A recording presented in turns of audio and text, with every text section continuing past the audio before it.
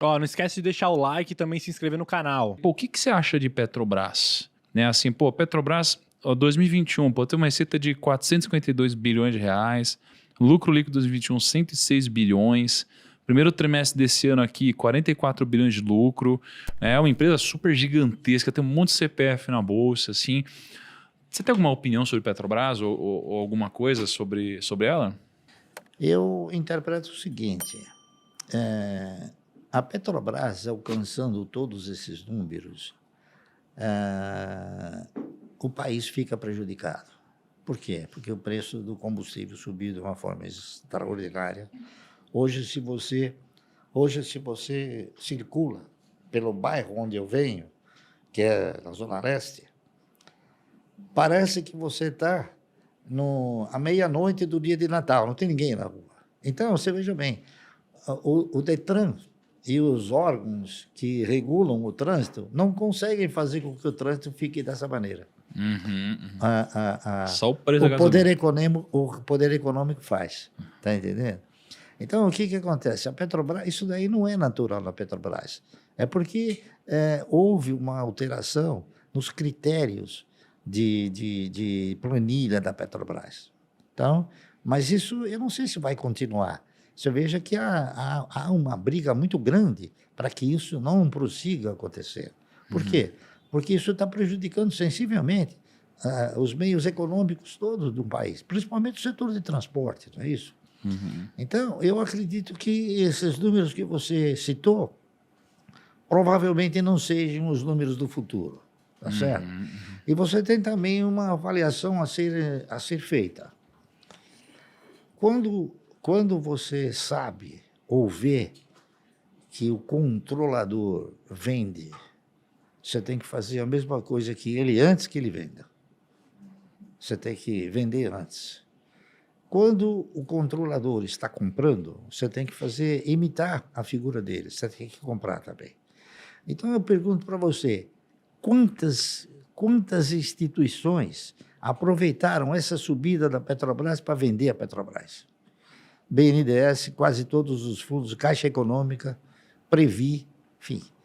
Então, eu não sei se é um negócio que você deva alimentar dentro da expectativa que a gente desenvolve. Perfeito.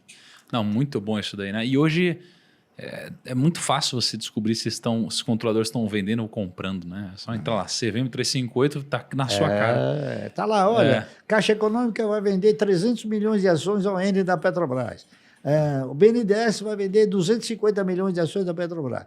Isso daí veio tudo para o mercado. Então, o que acontece? O mercado ele não tem um potencial de investidores capaz de suportar uma base acionária dessa natureza. Então, é difícil ele... Você falou do Magazine Luiza.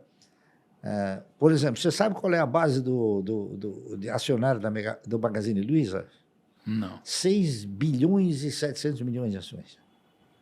Caramba. É uma base acionária que não é fácil de você levantar o preço disso daí, porque não há investidores no montante para poder desenvolver um projeto de uma espiral de alta aí, tá entendendo? Sim, sim. Essa que é a verdade. A Bolsa recentemente comunicou que entraram não sei quantos milhões de CPF, mas eu tenho absoluta certeza que investidores mesmo foi 0,1%. O resto foi tudo especulador. Né? Sim. Por quê? Porque o cidadão que veio para o mercado, ele não veio convicto de que ação é uma opção de compra, uma opção de investimento. Ele fugiu da renda fixa. Tá certo? Porque a renda fixa foi para 2%, 3%. Agora, ele está voltando para a renda fixa, isso é uma análise natural. Então, os fundos foram obrigados a reverter muito das suas participações. Muita gente que comprava ações passou a voltar para a renda fixa. Então, é um processo que está se moldurando, está entendendo? Então, você tem que analisar a macroeconomia, a economia como um todo. Você não pode analisar individualmente a Petrobras, você tem que colocar a Petrobras na mesma panela. Perfeito. Entendeu?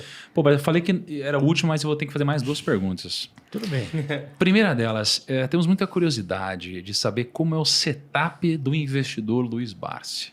Porque as pessoas hoje na Faria Lima, elas têm Nossa. 6 telas.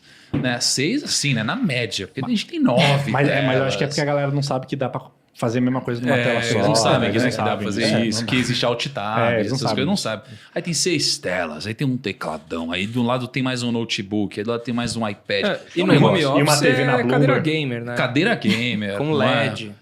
Uma tem- TV gigante com a notícia da Bloomberg. O cara não assiste nada, mas tá passando lá. Passando sorte, gráfico, Passando gráfico. gráfico. Shot trader, Isso. né? Você tem aquela CPU colorida rodando. Rodando, né? Tem um monte de alarme e tudo mais. E nada impresso, né? Barsi, qual é o setup do investidor Luiz Barsi? Eu sou uma pessoa que eu leio todos os dias o jornal. E, claro, a maioria das pessoas, de uns tempos para cá, deixaram de ler os jornais, porque o jornal passou a ser um artigo desnecessário. Você tem a internet, e a internet te dá o título. Nem sempre o texto corresponde ao título. Então, é muito importante você ler o jornal.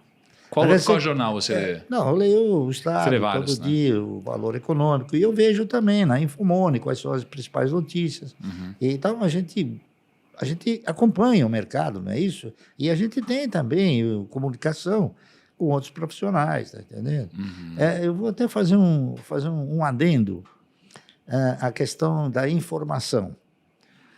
Quando o nosso mercado de valores ele ostentava um caráter folclórico, que era o cidadão berrando lá, você tinha uma comunicação muito grande com os operadores. E os operadores acabavam te transmitindo informações importantíssimas, sem que eles soubessem que essa informação era importante. Tá entendendo? Então, às vezes, o cidadão falava, ó, Barça, eu tenho um lote violento para vender. Pô, cara, você já...